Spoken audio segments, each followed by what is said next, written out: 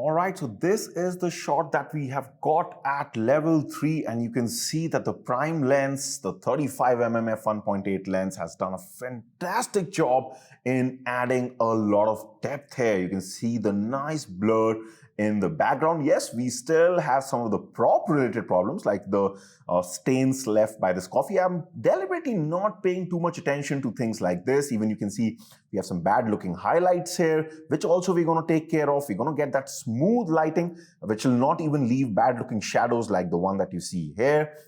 All that will be corrected later. We're just going in a step-by-step manner. We still have the bad looking surface, the bad looking shadow here, but at least we've been able to now, thanks to the reflector, thanks to the lens, we've been able to get a good exposure, and now you can even see that these beans look really, really nice and illuminated, okay?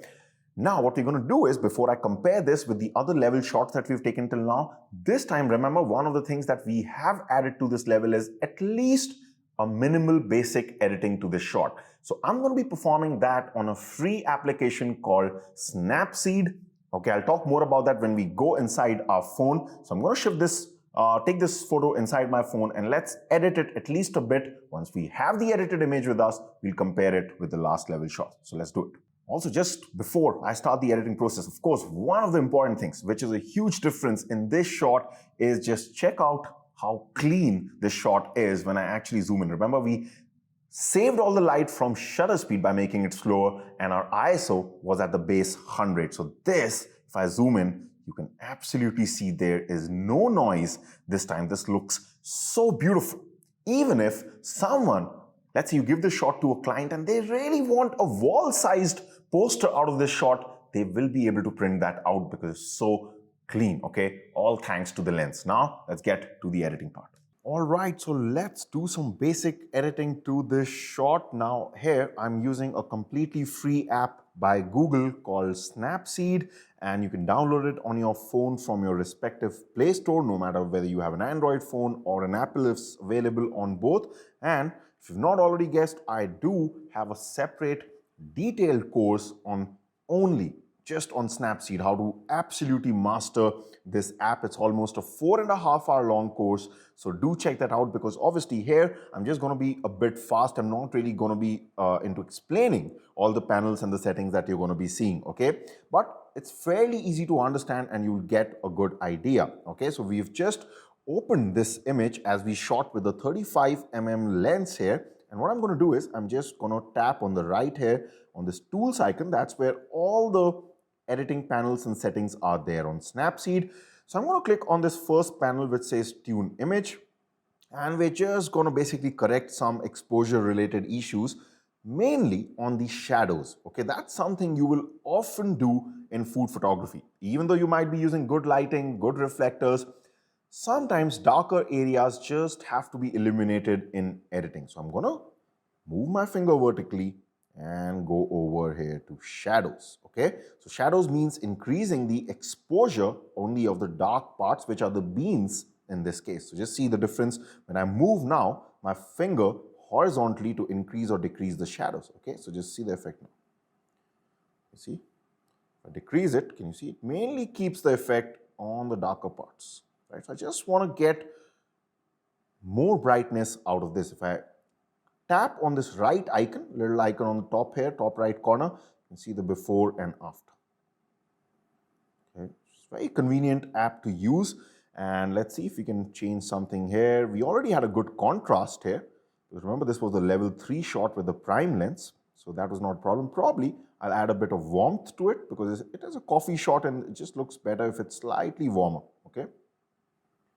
You know, this much is fine. So let's check out the before and after. I think this is looking good. I'm going to click on this check mark, which means that we're done with this setting. Let's just walk through a couple of settings here. One of the settings that I often use in food photography is this details panel here, okay? So if I click on this, this will actually enable me to just sharpen this shot a bit. That's what the structure and sharpening options do, okay?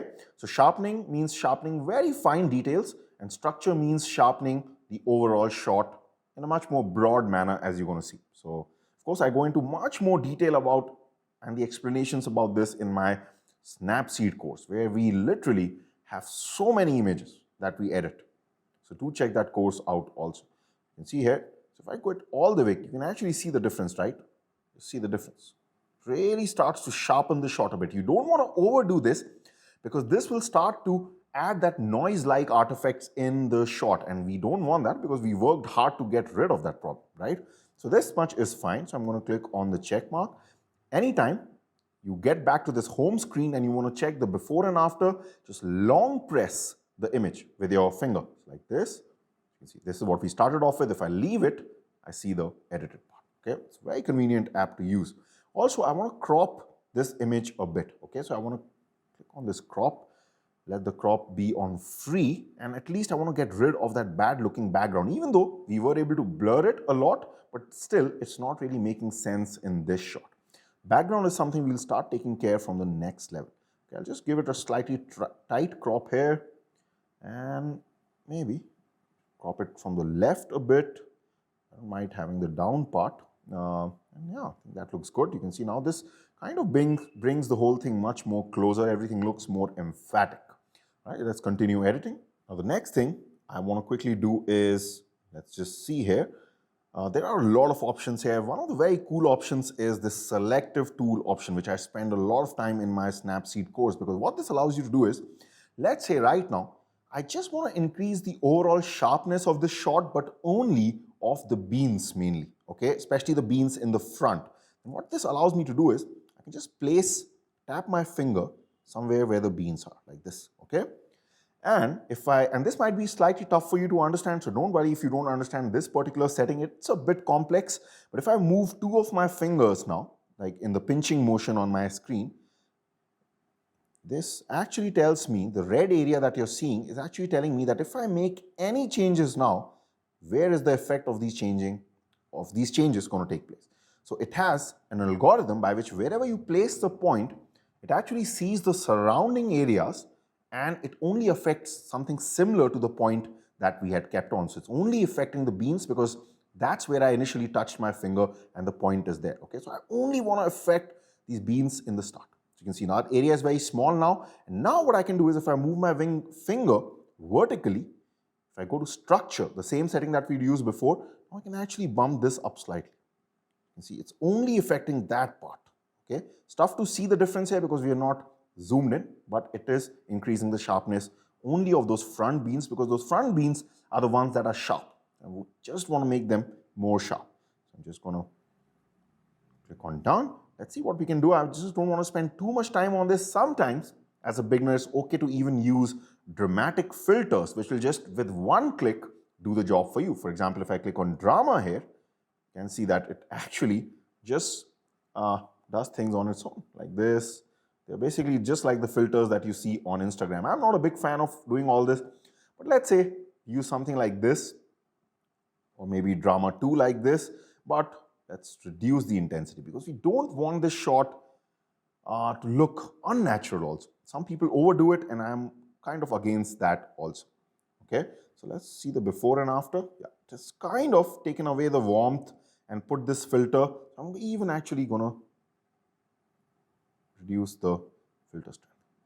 Okay, actually, to be frank, I just wanted to show you this. I really don't want to use this filter, so I just will click on cross to actually negate its effect. Okay, because I'm liking what I'm doing manually here. And finally, let's say we can add a bit of vignette to the shot. Usually, when it comes to vignetting, if you've done any of my editing courses, I usually add the darker vignette like this. Okay, I like that. It gives me more drama to the shot. I like that. But this time, I actually don't mind giving it the white vignette. I just feel it looks much better for this shot. Also because we have this bad looking shadows on the corners, okay, which we have not taken care of in this level. I just thought adding the whiter vignette was actually reducing the bad looking shadows, okay, on the corners. So something like this. And I'm just going to click on done. And let's just see the before and after. If I long press the image, this is what we started off with, and we've got to this. You can see just basic editing has got us to this point now. All right, so now what I'm going to do is I'm going to click on this download little arrow option that you see on the right, and I'm basically just going to export this photograph. Once I have it on my phone, I'm going to transfer it to my laptop, and then we're going to compare this shot with the other levels, and then we're going to move on to the next level.